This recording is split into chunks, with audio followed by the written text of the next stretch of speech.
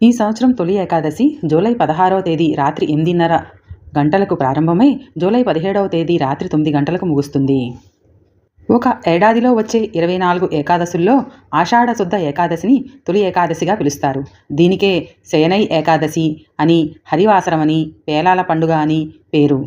పురాణాలను అనుసరించి శ్రీ మహావిష్ణువు క్షీరసాగరంలో శేషతల్పం మీద శయనిస్తాడు. అలా 4 నెలల పాటు ఆయన పడుకుని అక్టోబర్ లేదా నవంబర్ నెలలో వచ్చే ప్రబోధిని ఏకాదశి నాడు తిరిగి మేల్కొంటాడు. ఈ 4 నెలల్ని చాతుర్మాసాలుగా వ్యవహరిస్తారు. ఈ రోజు నుంచి 4 నెలల పాటు చాతుర్మాస దీక్షను ఆచరిస్తారు.